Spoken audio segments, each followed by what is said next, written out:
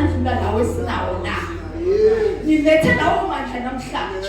Ukuthi kunamandla angaphezulu kwawo wonke amandla. Kunamandla phezulu kwalawo wena owathembile. Kunamandla angaphezulu kwalawo wasendumbeni. Kunamandla angaphezulu kwale nyango oyithembile. Kunamandla phezulu kwalama ancestors. Kunamandla angaphezulu kwawo wonke amandla. Sana ngoba bhena angandrebele batsho ngisindisiwe. Because it's difficult to keep abantu kwi-culture yabo. Abantu bahlezi, i-culture yabo is what makes them. So thina masithi we are Christians, what is our culture? So ngizofundisa wena namhlanje ukuthi mawuhamba uyoshumayeza abantu sithi sibalethe njengoba kuyi-mission ya this year. Amen. 2025. I like that. 2025. Amen. So I'm a teacher. I'm going to need two guys to help me. One I've already spoken to. Where's our young evangelist? Come, my guy. Come. My young evangelist, I need you to grab a chair and put it over there. And then my tall young man. I need you. And then I need abanye ukuthi beze bazongisusela i-pulpit. Si-chief nje siyibekele laphayana. And while I'm briefing my guys, just listen to the song. Sing all together, my beloved.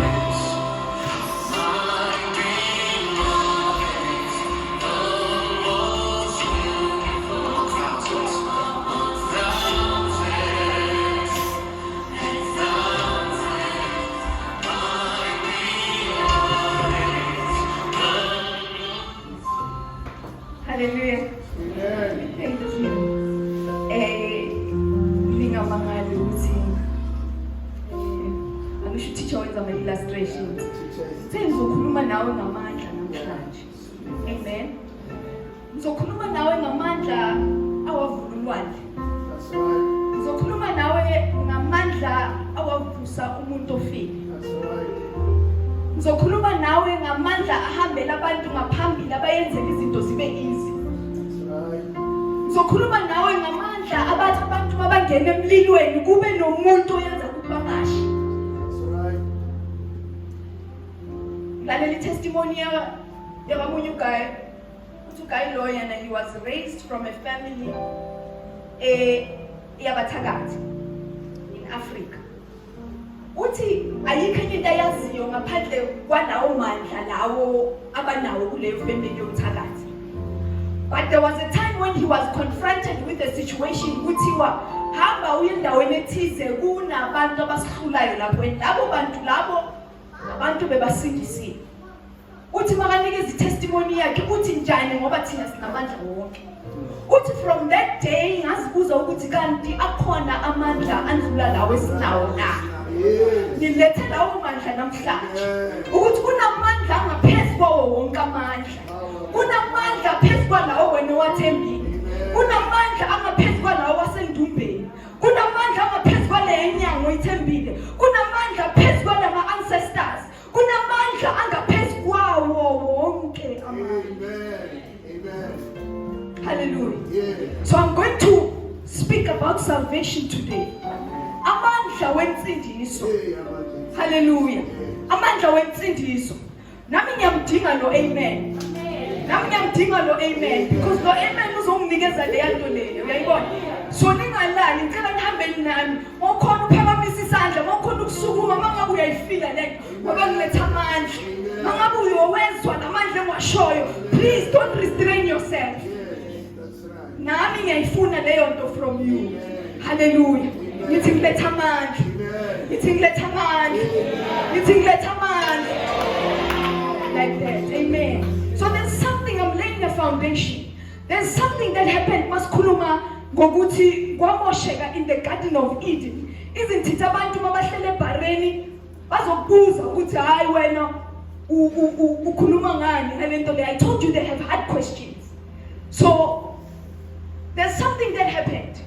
Yeah. When we speak about the gospel, we speak about ukufa, the burial, ukungcwatshwa, Yesu Kristu yi-gospel leyo. Somebody else uzothi leyo nto leyo simple, umuntu uyafa uyancwatshwa uyavuka futhi. But there's nothing simple in this, because lo muntu wavuswa ekufeni sekancwatshiwe lithi iBhayibheli 3 days. Yes. What I want you to understand is that the Old Testament was trying to show ukuthi kunomuntu ekumele eze. Kodwa selomuntu sekamoshile, uAdam sekamoshile, God had to aqalele phansi ayobheka iplan yakhe ukuthi umuntu simbuyisa kanjani. So ngizokucacisela ukuthi yonke lento yamosheka kanjani, kwayenziwani, and why sila namhlanje. Because some of you uhleli usindisiwe uthi mhlambe ngizothola indoda esontweni, or ngizothola umsebenzi, or sinama reasons are different. There shouldn't be any different reason for you ukuthi usindiswe except owakufela wavukela. There shouldn't be a different reason for you ukusindiswa except ukuthi kunowafa wavuka. There are many religions, kuney'nkolo eziningi la emhlabeni, zonke akekho ongaclaima ukuthi umsindisi wabo wafa wavuka. So we are the only people esingaclaima ukuthi thina wethu wafa wavuka. Thina we are the only ones who can claim ukuthi amandla awavusa umuntu kwabafileyo amandla wethu lawo. Thina we are the only ones who can claim ukuthi thina sinomsindisi. I like that. Thank you. I like that. Niknikeza umfutho. We're the only ones who can say sinomsindisi. Now I want to show you ukuthi kwamosheka kuphi. KFC, look at what's going to happen. Teenagers, I want you to look at this. Young man, this is for you, eh? Now, the Bible says, 2 Timothy 3:15. He says to Timothy, you don't have to open it. I'll tell you which one to open. He says to Timothy, you have known the scriptures as a child. And these scriptures are able to make you wise unto salvation. Our scriptures are there to make you wise. Our scriptures are there to correct you. Our scriptures are there ukuthi akulungise. Therefore when we read the Bible, sifunda iBhayibheli ukuthi silungiswe. Ukuthi sazi ngokusindiswa. Hayi ngokunye. That is why uDr. Mamelana uDr. uya esikolweni ayofunda iMPCHP. That is why upastor makaya esikolweni uyofundiswa theology. That is why umuntu wenza business ayofundiswa about business. So when we speak about scriptures, we speak about salvation. So therefore, this is the only book that can teach us about salvation. That's right. Hallelujah. Now, the Bible says, 1 Corinthians 8, 1 Corinthians, I need to show you first. I'm going to leave. I'll tell you where the gospel is. The gospel is in 1 Corinthians 5. 1 Corinthians 5. Now, what the scripture that I want you to look at today is 1 Corinthians 1:18. I love what Baba Mabena is saying. What if we tatap le ndayikhulumayo? So ngifuna ukubonisa ukuthi kunamandla. Ngilethe into la kuwe 1 Corinthians 1:18. Oyitholile ngifundele ngokusheshsha while I'm laying the foundation. The message of the cross is foolish to those who are headed for destruction. Thank you, Papa. But we who are being saved know it is very power of God. Amen. Lizwilane. Ilithi iBhayibheli imessage akufundele ngesizulu kaMaphethu. Ngokuba izwi lesiphambano wababhubhayo lingubula. Kepha lithina esisindiswayo lingamandla kaNkulunkulu. Lizwilane. The cross, the message of the cross. Umlayezo wesiphambano lithi kulabo abafayo basemhlabeni ababhubhayo lithi for them it doesn't mean anything, but for thina sindisiwe lingamandla kaNkulunkulu. So ngilethelana ngiletha amandla njengoba ngikhuluma nawe kanje ngikhuluma amandla because ngikhuluma izwi elivela eBhayibhelini. Ngikhuluma nawe so ngiletha amandla.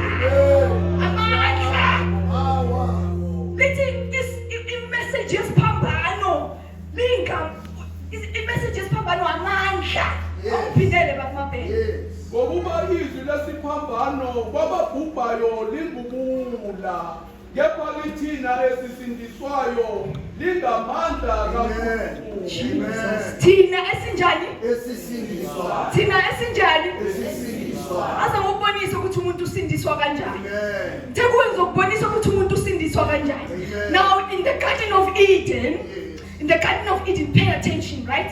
In the Garden of Eden, the Bible says, no, can I have my water, that one that is? In the Garden of, both of them, both bottles. In the Garden of Eden, little Bible, there was trees. Yes. Manfunda kahle le Bible give the dirty water to the man, to the tall man, and Clean water. this one to me. Thank you. It's not yours, Adam. Hello? Are you with me? Yes. You got an illustration here? Yeah. In the Garden of Eden, now illustration here. Yes. This is the Garden of Eden. Amen. This is the tree of the that one. This is the tree of good and the knowledge of good and evil. Right? This is the tree of eternal life. Eh, what? Amen. I'm sure that kuna isihlahla in the Garden of Eden. Yeah. You're with me, ne? Isihlahla sokuphila. Isihlahla sokwazi iqiniso no. Okuhle nokubi. Yeah. Correct? You're with me. Then God says, no, let's make man and make him in our own image. Kunento ufuna ukuthi we understand. When God made you when we last born, uNkulunkulu makayenza umuntu wasekaqedile ukwenza yonke into. Wakayenza isihlahla, wayenza amafishi, wayenza yonke into wathi now let us make man in our own image. U-understand ukuthi last born ngene. Uthi last born yami ngizoyithatha ngiyibeke in garden. Manibaba unendlela ama-last born athintwa ngayo ekhaya. Uthi last born nanoma ingakhala ithrow ama-tantrums bathi nginikeze into ayifuna. Therefore there's something I'm coming to tell you about the last born. uNkulunkulu wathi makadala umuntu wathi lo uzoba yi-last born yami. Konke ngami ngizokunikeza yena. Wathi let us make man in our own image. I don't see anywhere else in the Bible la uNkulunkulu wathi kena sizobanikeza ubuthina. Kodwa ukhuluma ngomuntu athi umuntu ngizokunikeza ubumina. Uzofana nami. Uzoyenza yonke into njengami. Angikuboni lokho esihlahleni. Angikuboni lokho efishini. Angikuboni lokho esilwaneni. Kodwa when it comes to man, he said he will have me. Uzoba ngimi.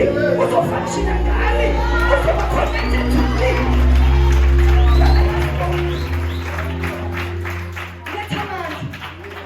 Let a man. Bring it. Uthi nine last born uzohamba yabona yonke lento engiyidalile idalele wena Amen. uyilast born yami Amen. akuyobusa kuyo yonke lento ekhona akuyobusa nezilwane ezisemanzini busa lezihlahla ezisemhlabeni busa lezilwane ezihambayo ezinkulu amalayoni busa izilwane eziphaphayo phezulu busa. Yes. Busa. Uhleli lapho usakwazi ukubusa. Hey. Uhleli lapho usakwazi ukubusa. Hey. You see, when we speak about dominion, masikhuluma ngokubusa, sikhuluma ngokuthi wena mawungena office lakho. Yes. Kwazi ukuthi khona othize. Sikhuluma ngokuthi mawungena eklasini lakho, kwazi ukuthi khona othize. When we move into our industries, when it is media, mawungena ku media uyabusa. Mawungena bathi manje usebenza esibhedlela uyabusa. Wena ngikhuluma ngokubusa kwa corruption. Khuluma ngokubusa ukuthi wenza izinto ngendlela. Khuluma ngokubusa ukuthi abantu bangalahlekile benza kuwe senze njani. Khuluma ngothisha ohlezi ofisini lakhe. Athi umntwana makafika athi ngikusiza ngani my boy. Ayinezinto sizibonayo. Hey abantu silahlekile. Lithi iBhayibheli ekugcineni. Amaphoyisa. Angeke asaba amaphoyisa. Azabasebenzela kwayo. I'm reading about a man. Athi uthole 1 million esikhwameni. Wayithatha wayinikisa amaphoyiseni. Abanye abantu mabakhuluma bathi eyisani ngeke wasayibhayisa chelenda amaphoyisa inonsila. Eyisani, do you see what happened? Because ucabanga ukuthi mayinikisa amaphoyiseni it's going to be restored to umnikazi. Uzothiwa mina amaphoyisa lizoyenza njani? Sikhuluma ngomuntu obusayo, ipolisa ebelizoyenza into right. Ile lelibusayo ebelizohlala endaweni yayo lithi kumele atholakale umnikazi wayo. Sikhuluma ngokubusa, masikhuluma ngento enjani. sikhuluma ngomuntu ohleli kuyi-position of power, angafuni imali but afuna ukusiza. Sikhuluma ngokhansela ohleli kuyi-position of power, angathi abona imali adideke pha, angathi makabona ama-parcel, banathi ama-food parcels, athathe konke ayonikeza ifamily. Kodwa sikhuluma ngomuntu ozothi let's identify abantu aba-right. Sikhuluma ngobusa, sikhuluma njalo. Not corruption. Ubusa lokho. Ubusa lokho. Iba sendaweni yakho. Uthi nanoma sekwenzakalani mina ngizoyenza iqiniso. Nanoma bangibulalela lokho ngizoyenza iqiniso. Because uyadingeka. Sele bonke sebamoshekile. Uyadingeka uyiwane siyokhalela kuye. Uyadingeka ukhelele emaphoyiseni. Uyadingeka uminister. Uyadingeka member of parliament. Uyadingeka upresident. Ukwenza into right. Obusayo. Obusa ngamandla wasezulwini.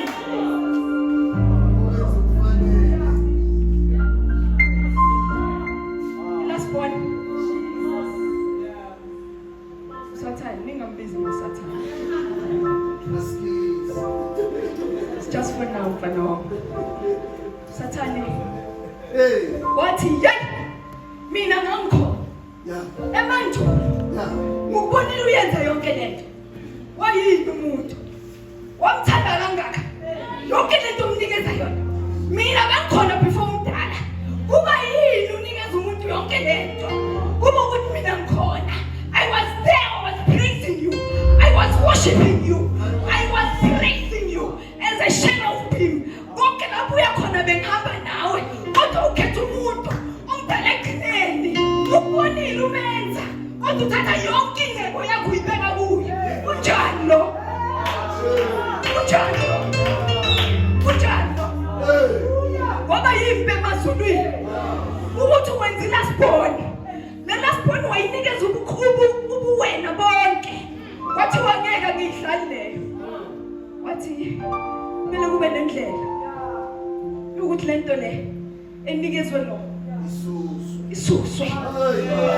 Kumele kube nendlela yokuthi enikezwe lo isuswe.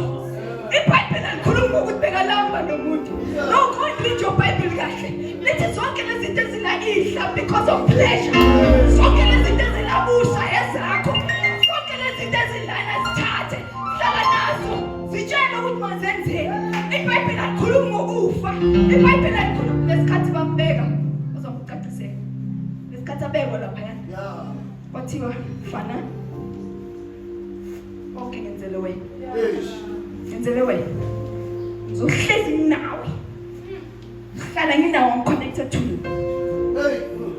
You see? Abakunikeza umthetho. Umthetho mawuba khona. Awubi khona balinde wena ukuthi umoshe kuqala. Umthetho ubekwa kuqala, right? Siyazi South Africa ukuthi 120 lapha highway. Wanga drive more than 120, it's a speed fine. Why? Umthetho ubekiwe.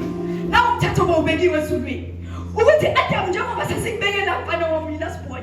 Na umthetho ukuthi idla mawungadla ngapha uzophila ikuna phakathi. Umthetho ukuthi mawungadla ngapha uyofa. Akusukuthi ufike wasithola lapha bekangazi. I-constitution ithi ungadli ngapha ngoba isijeziso salali lokho.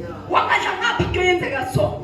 Just like you and I must drive 150 stoli fine. So kuzoba ne-fine. Wangaba ngapha kunomvuzo wakhona. Wangaba ngapha kunomvuzo wakhona. It's not like he didn't know.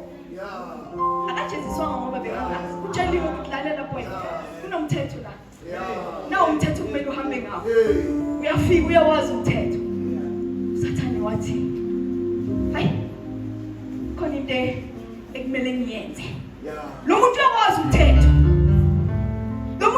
umthetho. That is why uSathane wathi kunokuthi ngiye kuye. Mangilanda umfazi. Akalandi lo onikezwe umthetho. Lo yakangekho. Manje ufuna ubona ukuthi uThathane utrick kanjani. Ama-tricks wakhe uthi lo uyawazi lo mthetho.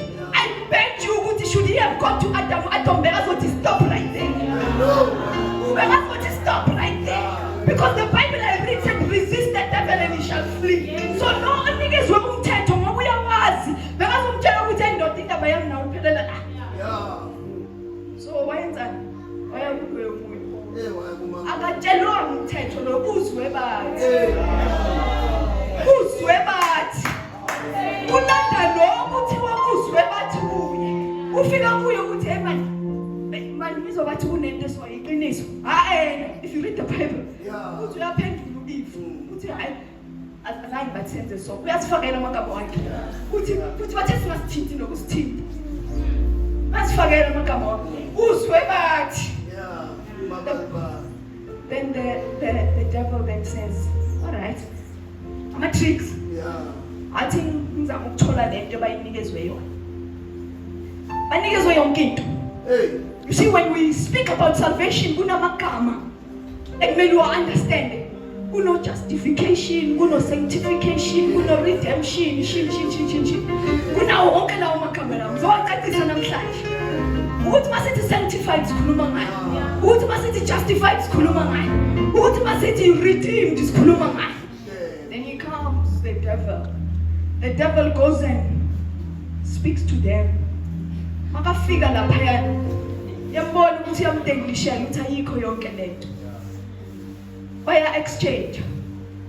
Uthi wena ayikho yonke lento le. Lo uphethe into entice lo. Yangizwa? Uphethe into, remember lento eza nalo. Yambona wenza exactly this.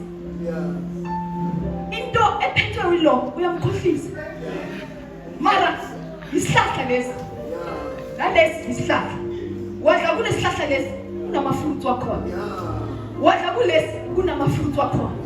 Njengoba senadlile kuSathane, amafruits wakhona ukufa, ukugula, ukuswela, ukuguga. Uyadla, unikezwe something. Thank you Satan. Amen. Uyadla. The Bible, when you read, when it speaks about a fallen man, can you open for me? When it speaks about a fallen man, kuthi umuntu wamoshakala. When you look up the word fallen, ulfunda ngalabo basesihebheru bathi corruption. When I look up the word corruption with dictionary, it is something that those that are in power are using to entice you. Those that are in power are using in a beautiful fraud. So what happened here definitely was fraud, because there was umthetho lo muntu. There was umthetho. So what happened here was fraud. Utsheliwe ukuthi ungadlila phaya, wayentayisiwe. Therefore men became corrupt. Amanzi lawo. Asenza umzekelo ngalento le. Amanzi kumele abe njani? Kumele abe clear ngithi. Adungekile lamanzi. So men became corrupt. Washintsha umuntu waba enye into. The Bible says, the Bible school bakufundisa ukuthi corruption lento eyayenzeka emntwini was something bengekho iqale lapho. Into yadalwa. Idaliwe because uNkulunkulu azange ekhulume ngakho. uSathane naye bekangazi lento eyenzeka between uAdam noSathane was corruption. It's something new. It's something new, so they called it sin. So now umuntu sekaphethe isono. Now umuntu uphethe isono. Akasekho right umuntu masekasono. Hallelujah. Usisena. So amen Lord. Hallelujah.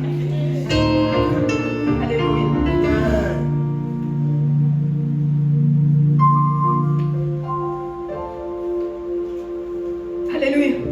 You're with me, ne? Yes. Ozangukubonisa. Now, umuntu njengoba ala khona izinto walahlekelwa yizo. Umuntu njengoba lana iBhayibheli lithi uzofa. Kuzo wena. Ukuthi sele sekafile bathe uqaqeda ukudla ne? I want to see ukuthi usesenami.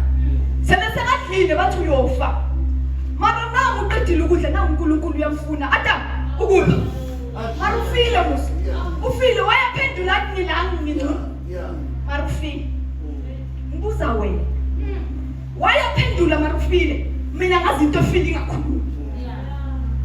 Mina ngazi umuntu ofile akakhulumi, akanamizwa. But lithi iBhayibheli uzofa. Wadla lapha nami mina ngazi iBhayibheli lithi sekafile. Mara uyakuzwa ukuthi ukuphi ukuthi ngikhona ukhuluma njani Marufile. Therefore the Bible what is trying to show you is that lento lelo muntu bekanayo kune connection. Bekune connection between the eternal life nale hlahla lesi. So selese ngadlili connection le yaso. Wathiwa you're on your own. The connection isukile akusana kuhlelwayo. Lesa hlahla lesi besilaphe bekumele ngabe simsupply ngempilo. Sisusiwe the presence of God ayisekho. Ukukhona bakaNkulunkulu usukile emntwini. Ikarata yabalona isesenjalo ngoba inalento phakathi. Awusafana usese-image yami. Uyi-image yami yokunikeza lento le. Ngoba sekunezithelo zakhe. Uyofa. Usebenza kanzima. Abantwana bakho bayozalwa kanzima. Yonke lento bengiyibekele yona isayoba yizi ukuthi uyithole. Uyoyisebenzela. Lapho kushintshile ngawe. I-image yakho ishintshile. Angisakwazi. Adam bheka mina. Shit. Bheka ngapha Adam. Jesus story. Jesus story. Shintshile uAdam. Akaseseyinto yomuntu loyo. Adam unesono. So he lost the character yakaNkulunkulu. Uhlamvu, right? Uhlamvu i-character. Walahlekelwa i-presence ubukhona bukaNkulunkulu. Walahlekelwa i-authority igunya. Lento leyo bathe hamba uyoyenza nanoma yini ufuna ukuyenza. Ilahlekile. Uyithathe yonke wayinikeza uSathane. So manje usufana noSathane. That is why uzoba ne-last manje.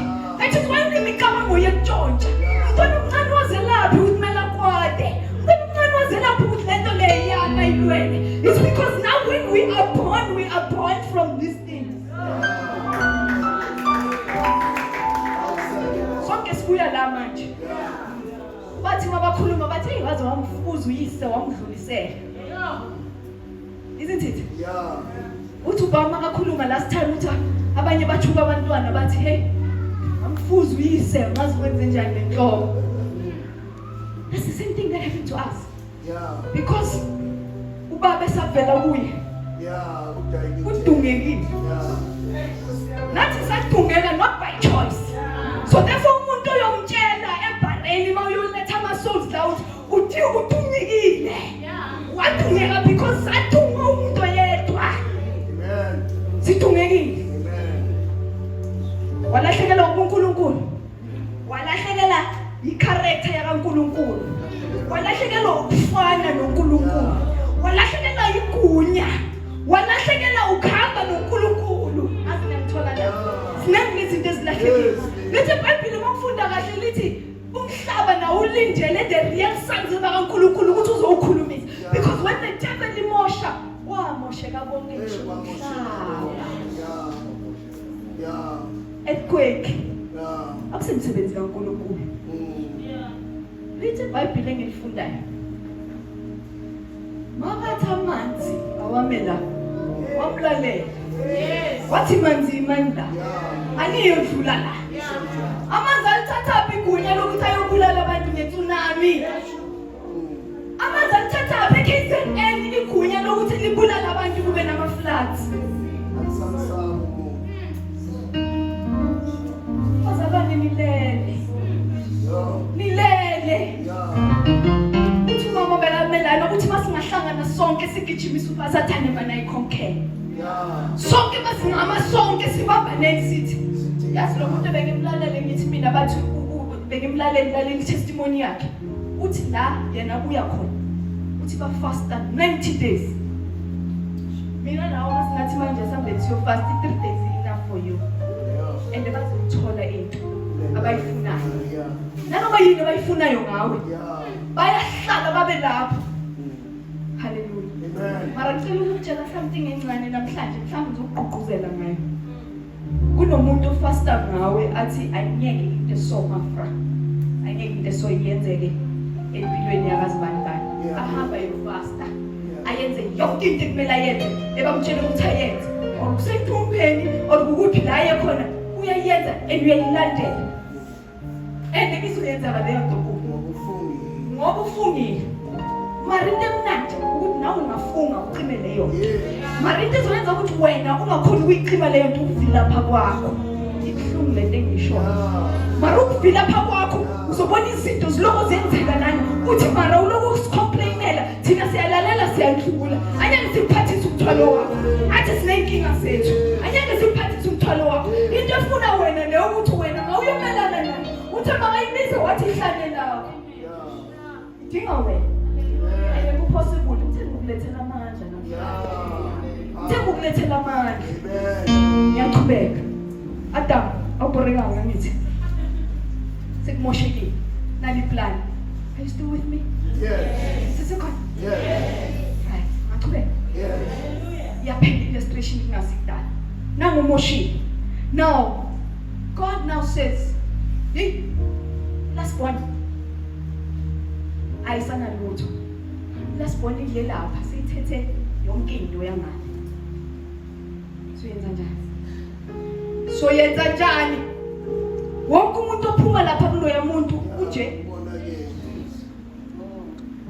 Thema ngikhuluma nawe ngama altars ngathi kuwe ispirit uNkulunkulu is a spirit nabo bonke labantu labo usathane la enamadimoni wakhe they are spirits ispirit asi understand the language yemali right angeke uyothatha imali uyinikeza ispirit uthi spirit bamba kanje ngiqolele no ayisebenzi imali espiritini espiritini kusebenza umnikelo espiritini kusebenza inhliziyo kubheka ubhekiwe inhliziyo yakho that is why iBhayibheli lithi umama lo waletha okuncane uyowanikela kakhulu lo waletha okuncane ngingathi mina ngihola 1 million a month lalela ndebe ngathi mina ngihola 1 million a month ubhaka hola 100,000 a month mina ngathathi 100,000 ngazoyibeka la yanikela yena thathi 100,000 yakhe yomholo wakhe azoyibeka la ubani unikele kakhulu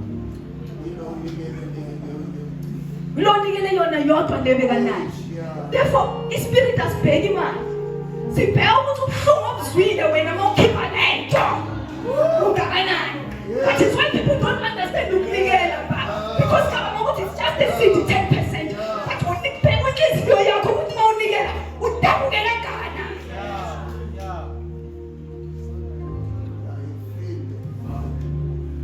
ifike kuphi leyo nto leyo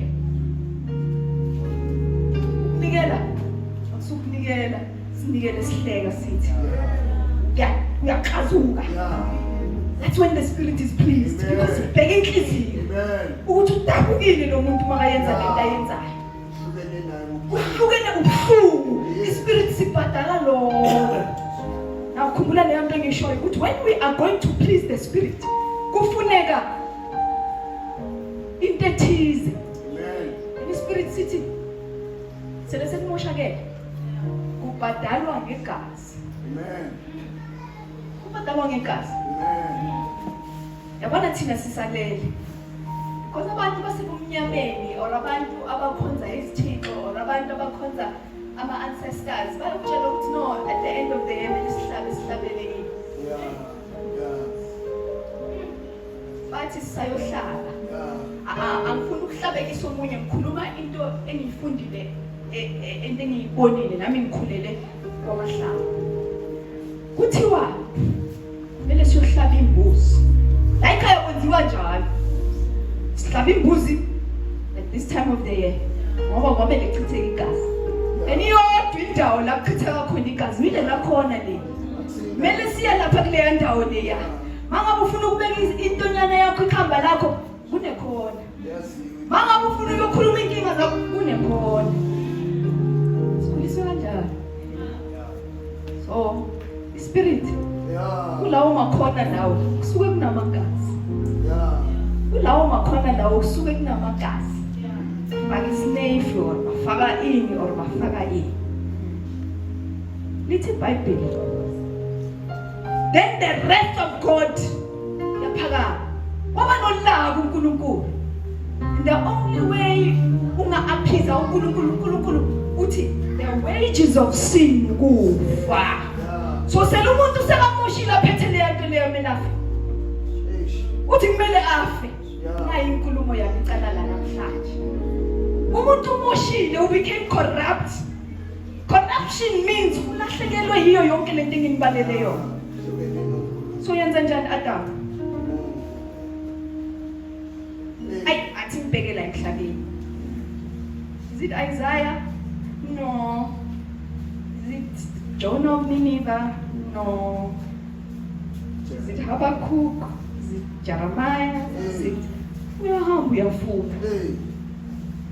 See the Bible, when you read it in the Old Testament, the Old Testament izama ukusitshela ukuthi kunomuntu ozayo. Bezama ukuthi zonke lezi zinto ezilapha zikhombisa ngomuntu.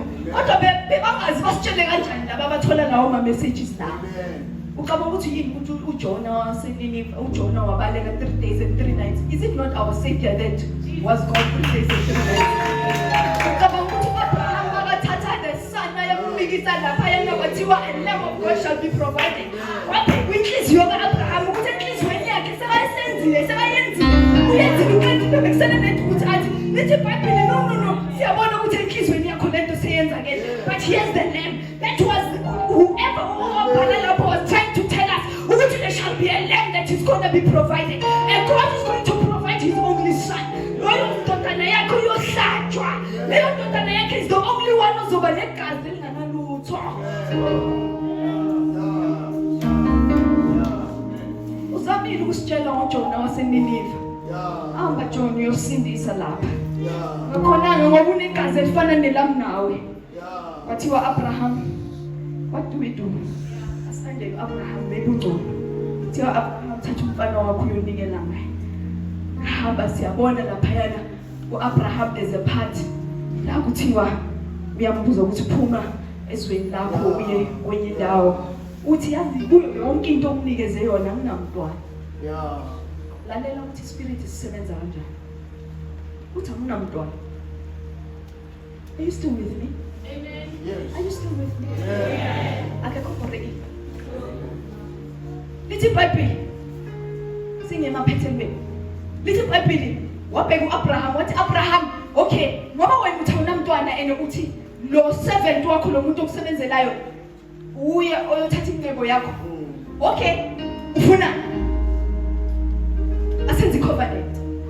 That's right. Asenze covenant is now. Bheka ne covenant asiyinto uNkulunkulu wayicala. Yinto athola abantu bayenza. Wathi okay, ngoba nina ninesivumelwano, athi ngokunikeze into oyi-understandayo eshoyo ukuthi ngizoqinisa kuwe ngizosikhipha isithembiso sami kuwe. Yini le i-covenant? Angisho nina emhlabeni nenza ama-covenant. Wozakhe asenze i-covenant is now. The way bayenza ama-covenant ngakhona asayenziwa namanje embusweni wobumnyama. Ama-covenant asayenziwe embusweni wobumnyama. Bheka ukuthi covenant beyenziwa kanjani. Kuthiwa letha imbuzi or ulethe inkomo or ulethe whatever ebazodecide ngayo. Lalethe bayisika phakathi. Right? Bayisika phakathi. Sinesivumelwano brother, what's your name? Ubudzakhe ngicela uzongimela la. If you don't mind. Mina nobudzakhe singena sivumelwanweni. Right? Ningabi confused ne isivumelwano kumele. Lithi the way bayenza isivumelwano ngakhona bathatha lesilwane lesi. Basika phakathi. Imbuzi or yini sikwa phakathi. Ihalf yayo iba ngapha, ihalf yayo iba ngapha. Right? Sisena. And then uput zakhe. Yeah. Uput zakhe ngoba mina naye siyavumelana ukuthi money is when lakho uput zakhe. You treat her like your own. Money is when lakho now you're going to treat me. Mauza when I'm going to treat you like my own. Now this used to happen with the missionaries. Abantu bakudala mabaya bayofundisa abantu abamnyama. Lithi mawufunda, there's a book that I read, Smith Wigglesworth. Lithi mabaya laphayana they had to make a covenant. I-covenant ebebayenza basika isilwane babheka i-chief. Balanda umuntu ophethe kuleyo ndawo. Or uhloko wasendlini or ubaba baphethe ukubala umuntu ophethe. So wenza isivumelwano nomuntu useless. isivumelano siba nomuntu ophethe indawo ukuthi makakhuluma kuzwakala. Nangu Butsakhele sekame lapha, nangu mina la. Isilwane esinye singapha, ihafu yani isilwane singapha, isilwane lesi singapha. Butsakhele uyaqala uza kimi. Butsakhele mele ahambe around ku8. Ayenza u8 bathi infinite. Wenza u8 wenza kanje. Yenza u8. Mele ubuyele endaweni yakho lapho ube khona. Into yokuqala zoyenza. Nami ngiyabuyela ngenza u8. U8 ngenza u8 ngibuyele endaweni yakho. It's the first part of the covenant. The second part of the covenant uza phakathi kwesilwane. Udlulele esayidini lami nami ngidlulele esayidini lakho. Second part ye covenant. Siyavumelana ke manje. Okwesi3 ukhumula ijazi lakhe nami ngikhumule lami. Siya exchange. Ukhumula ijazi lakhe mina ngikhumule lami. Kusho ukuthi i-shield i-cover. Ukunikeza i-covering yakho. Uthatha i-shield yakhe. I-shield into ngayo. Unginikeza yona nami ngikunikeze yakho. Unangani yakhona ngale cover. Thank you Butsakhele. Butsakhele sekangale. It's okay. Sengicedile. Butsakhele sekangale nami ngingapha. Kube ne-exchange yezinto ezenzakalayo. Lithi mabayenza ama-covenant bayasika leyo. Baya exchange igazi baya exchange igazi ukuthi igazi lakho igazi lakho. Angene ezweni lakho kuthiwa lo ningamthinti uyawani. Ungowethu. Nanoma sirafu njani, but the fact that ngenza i-covenant wanginikeza ijazi lakho, wanginikeza isikhali sakho, kusho ukuthi ngubrother wakho. Now God comes and says, Abraham, we need to do a covenant. Then uthini kwesilwane, uNkulunkulu utshela uAbraham uthi Abraham letha isilwane. uAbraham letha isilwane. uAbraham uthi maseka letha isilwane la uNkulunkulu uthi okay, let me start our covenant. uNkulunkulu uyahamba makafika ngale yazi uthi wow Abraham akule Genesis 15. Wow, faith for days. uNkulunkulu linde lo ukuthi azomove ayize ngapha bazoyenza bazobophisa le ufile. Why? Because azange khona ukumelana nobuNkulunkulu. Azange khona ukumelana nobuNkulunkulu. Therefore it was not Abraham, it was not you, it was not my grandmother, it was not anyone who would qualify ukuthi ayenze lo msebenzi wale covenant. And the Bible says when they said David uthi makakhuluma athi the Lord spoke to my Lord. I don't know how he knew, but the Lord spoke to my Lord. Little Bible uDavid uthi uNkulunkulu wakhulumisana noNkulunkulu. Sebahlele emazulwini bathi hey akekho qualifier. Hallelujah. Akekho qualifier. Nangu ufile. uNkulunkulu wamlinda a couple of days wathi izoyenza kodwa le. Oze wahamba uNkulunkulu. Wafika ezulwini wathi Jesu.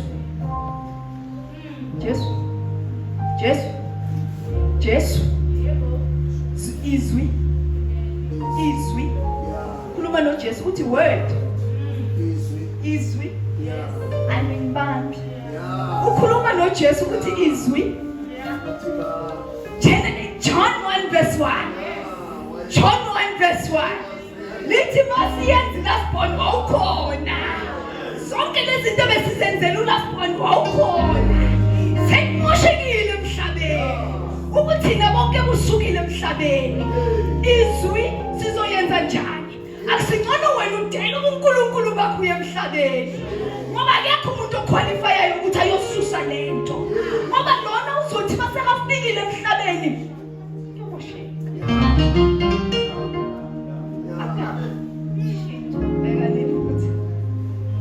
Lithi iBhayibheli uJesu wazinikela yena. Waphuma phakathi kobuNkulunkulu. Wathi ngifaka ebuncaneni. Sengiyoba ngumuntu manje. I'm going to be subjected to time. Isikhathi into bengayazi sekumele ngiyazi. Ukudla ngilambe into bengayazi sekumele ngiyazi. Ukuthi manje ngiyolala kumele ngivuke into bengayazi sekumele ngiyazi. Ngoba yakho umuntu oqualifyayo ukuthi ayosusa le yanto lapha ya. Simzamile uJona, simzamile uAbraham. Hey.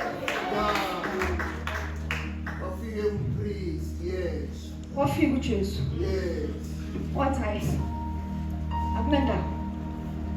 Akunandawo. Why ngoba igazi lakhe belingasinje? Yeah. Benophatha corruption. Yeah. Kuye yedwa Yes. oyigazi lakhe beliselinje. Yes. Wathi manje siyoyenza njani? Yeah. Wathi hamba odinyamfu. No one is going to kill me. I give myself. Amen. I give myself. Yeah. When you read the Romans, mawufunda ama-Romans, itshela kahle plan leyo ukuthi yahamba njani. Yeah. Sengiyeqinile. Jesus comes. Yes. uNkulunkulu uthi solo sewunasona umele ufe. But now he says but ilasibone lesiyayithanda soyenza njani? Ilasibone siyayithanda. Hey. Wathi ilasibone awazi sukuma hambe uhlala lapha. Wathi okay uzoya mina.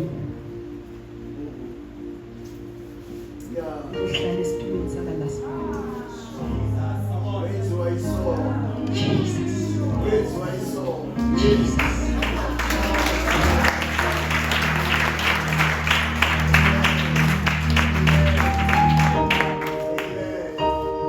Wathi uzohlala esitulweni sakhe. Yeah. Sesibili. Amen. Bikela neso. Yeah. Bikela neso. Amen. Uzothatha le ntanayo. Yeah. Uyiphatha kimi. Uyiphatha kimi. Yeah. Sithi ukuthi ufe yena, akufe mina. Yeah. Uzohlala naye. Uzoyisebenza. Ungambulali. Akufe mina. Yeah. Akufe mina. iBhayibheli lithi the day bambethela kwaba mnyama umhlaba ngoba izulu lamangala umhlaba ukuthi lo wasidala namhlanje umhlaba walomhlaba lo wasidala wathi kube nokuthi namhlanje uyophethe lento leyasimosha kuza kanjani ukuthi lo wadala izulu nomhlaba ube uye namhlanje ophethe yonke lento yamosheka kodwa uye wathi makube namanzi uye wathi makube nomhlaba kusanjani lithi iBhayibheli kwaba nokumnyama for 3 hours because lo wathi makube nokhanya nangu uvelelwe yinto esingayicabanga.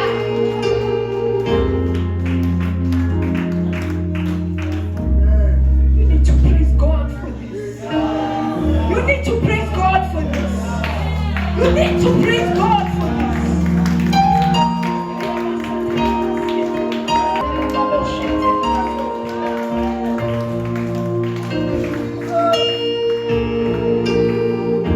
Hallelujah. Wathi kunala lento kumele ngiyishiya khona. La lento yamoshakala khona. Wathi ngiyahamba. Bathi bamhlezula. You see the cross akusiyisigodo kuphela. Ngelinye ilanga ngizothi mangiza kini ngikhombise life before and life after the cross. Ukuthi wathi babamkherula laphayana. Bamkhazula lithi iBhayibheli. Izinto lezi bebasifaka amabhodlela, amathambo yonke into ehlabayo. Kayi3. Istripe esiyi1 sinezinto ezi3. Mabathi hla siphume nenyama. Wathi wayimela leyo nto wathi fokuzeta. Wathi wayimela leyo nto wathi fokabahla. Wathi wayimela leyo nto wathi fokabajene. Wathi wayimela leyo nto leyo wathi fokabasikhosana. Wayimela leyo nto leyo wathi fokababhela. Wayimela leyo nto leyo wathi fokamalaphi. Wayimela leyo nto wathi fokamabaso.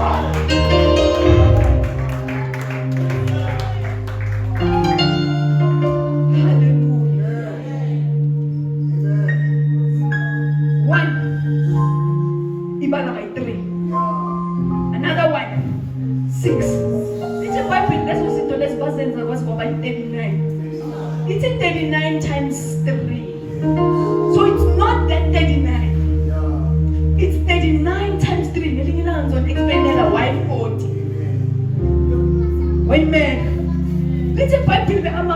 bokoboko. Bakamabokoboko. Lithi bheka beyond uIsaiah mawufunda uthi beyond recognition. Angabukeki ungakhona ukum-identify ukuthi yini lento. Ligazi inyama ibuya ku-slaughterhouse. Inyama ebuya ebuchari. Lithi alo kanjalo kwakumele athwale isiphambano. Nalapho ngimbona complainer. Usithola kunjalo isiphambano. Uhamba naso. Uthi unalento nekumele ngiyiqeda kulasipho.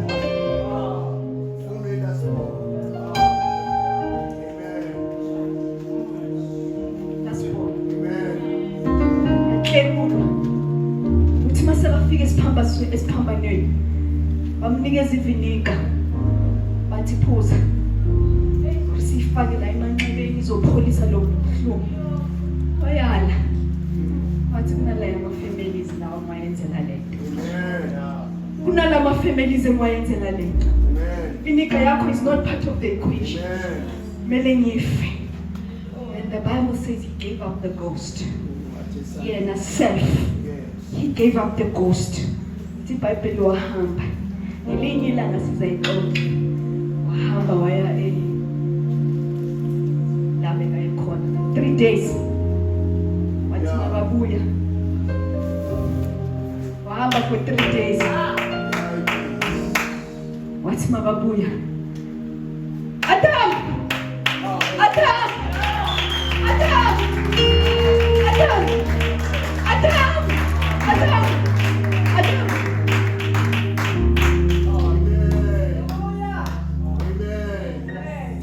How's that Jesus? Oh Jesus.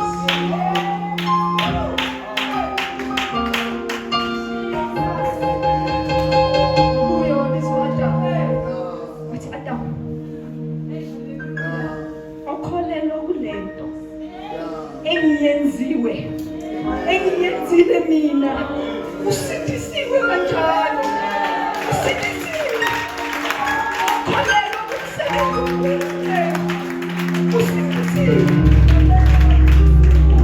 There's no need for you yohlaba. There's no need for you kholelwa kulento engiyenzile ikusindise ekusindisweni kusho ukuthi ubuyela back to this. Back to this. Never. Hallelujah. Now, the Bible now says,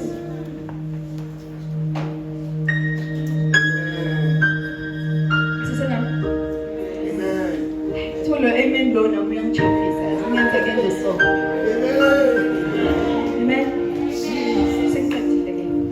Now the Bible says, kunezinto ezayenzakala. Amen.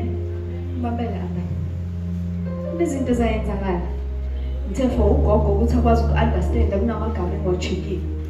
Because the spirit awukwazi ukusiplease ngemali, the spirit is making inhliziyo. That is why sithi okholelwayo kusebenza inhliziyo. Okholelwayo lithi faka imali uzobona.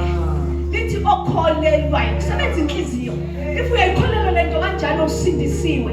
Now ubheka ukuthi ukusindiswa yini. Ukusindiswa kukhulunywa ngabo atonement. Kunomfana engafunda isitori sakhe. Bathi wayenza njengoba imvula ina kakhulu so kuba namadabunyana ngisho. Kuba namanzi agelezayo. Wazenzela isikebe uboy. Wathatha isikebe wasibeka lapha. Wasibheka siloko sihamba isikebe asenzele sona ngephepha. Sahamba safika sadojwa umunye lapha. Lo makasidoba lesi sikebe lesi uyasithatha ithi ngeke. Makathi esikolweni uhlangane nalo isikebe sihamba lesi. Akusiye sakho lesikebe ngizidobela lesikebe lesi. Akusiye sakho. Wathi noma uyasifuna lesikebe ukuthi usithenge. Abuye umfana ayisikede akhipha imali ayothenga into bekungeyakhe. Come on. Athenga into bekungeyakhe. Wamnikeza imali. Wathi ke nana imali ngicela nesikebe sami. When we are talking about redemption, you were redeemed. Wathengwa. Because awuthenganga ngemali. Masithi wathengwa ngenani eliphakeme. Sikhuluma ngegazi elingafani namanye amagazi.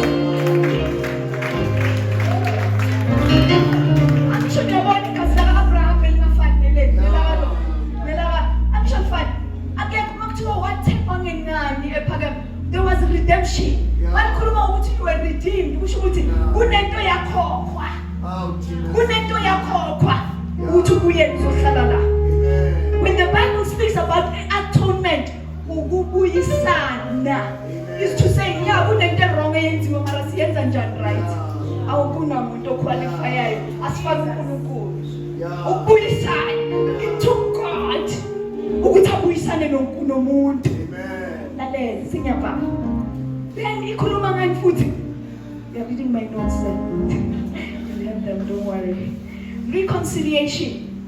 Yeah. Reconciliation. Yeah. Yeah.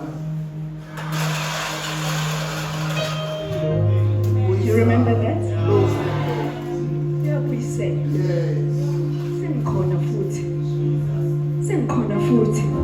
Ikhuluma nge-sanctification. Yes. An action of declaring something holy. Amen. Na into enkulu uyi-understand. Yazi mangibheka igama elithi ngcwele, isiZulu likhuluma kahle. Ngcwele, ayikho enye into engizwa bathi into ingcwele ngaphandle kwezinto zikaNkulunkulu. Yeah. Therefore, when we speak about into engcwele, sikhuluma ngento kaNkulunkulu. Lithi iBhayibheli, then you were sanctified. To be sanctified means wenziwa ngcwele kabusha. So nanoma kungayenzakalani the fact that uJesu wenze lento ayenzile ungcwele. You are set apart. Asabu kusho ukuthi ngingcwele. Ngoba kunowangenza ngaba ngcwele. Ngingcwele. Kunongcwele owangenza ngcwele. Singcwele. Singabangcwele. Hallelujah. Then the Bible says there's justification. Yeah. An action of showing something to be right. Yeah. Bloomies. Justification means simple. Just as though you had not sinned. Yeah. We are back. Yeah. Just as though you had not done anything. Justification. Say that right. When you Adam nabega khona. Sinyavana. Glorification. Glorification is for another day. Sizokhuluma. Kusindiswa. Spirit sakho kuqala. Because the spirit is emotion. The spirit is sayenza ukuthi kungabi ngalendlela bekumele kube ngakhona. Hallelujah. Sengivala. Thank you, Adam. You've been so good. Sengivala. You see when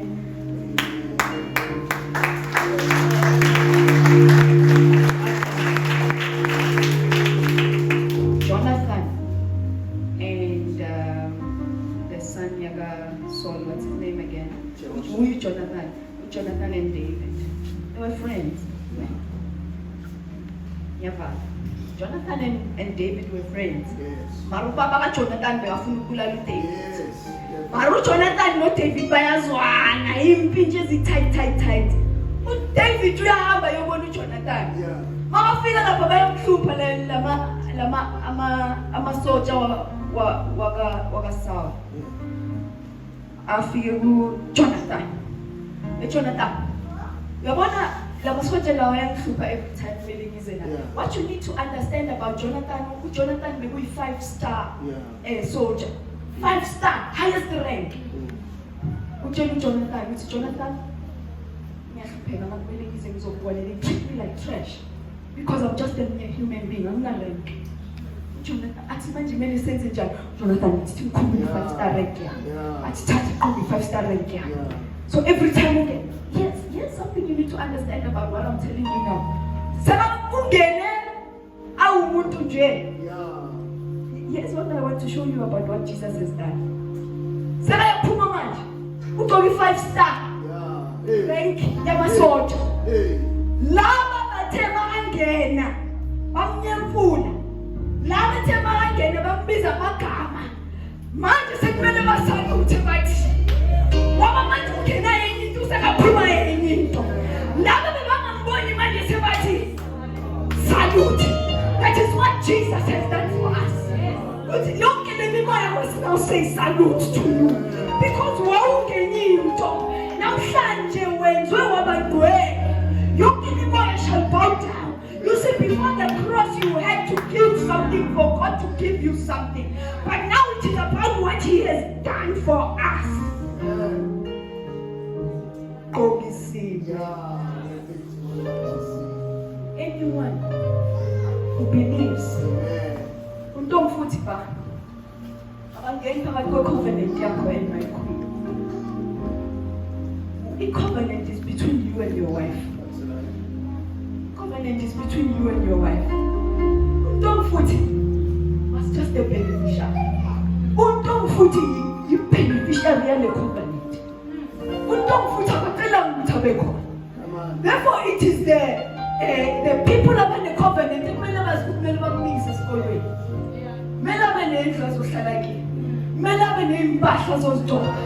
it is God like that. Because Ukulunkulu has already redeemed you. Ukulunkulu has done all those things. He knows what you need a shelter. He knows what you need those denial. I'm not saying 2 years that have you full of 7. God knows what you're going to provide and everything. Because that is God. Are you seeking Him? We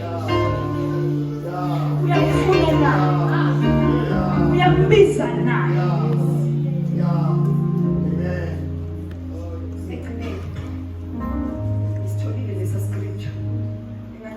Last time it's a young man. It's in 1 John. 1 John 2. You see, it's number ranks. Yes. It's number ranks. You can be here. Utiwena. I just am from a college. You are a child. You are saved. You are a child. You're looking for that scripture, eh? 1 John 2. You are a child, you are saved. Sinama ranks 2:12. Hallelujah. Sinama ranks. You are a child. Also enjoy what God can do for you. You are a child. Then kunalaba abati siyobaba ama open air. So it's a door to door. That's another level. Level Tina 8 hours of prayer. Because must get in the way,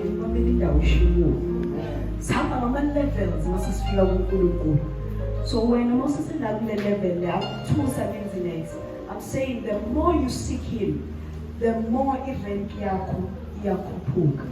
the more uzothola ezinye seek ye the kingdom first, and then the rest shall be added. Akasabheki ukuthi akasakuyazi ukuthi kumele udle. For all you know, ubambelele leyo moto yakho kanti yena he's got something better in mind. What if mina hambe ngechopa? Mara usabhekelele le moto yakho le. What if kumele ayo evangelizer ahambe ngechopa? Mara wena usabheki imoto. Seek ye the kingdom. There's a man that I'm listening to now. He was in the oil industry. His salary every month because every month. A brand new car. What leave that thing? Go and work for me ministry full time. God looks after me better than I was when I was 17. Do you understand? Because he went and he sit. So we need to be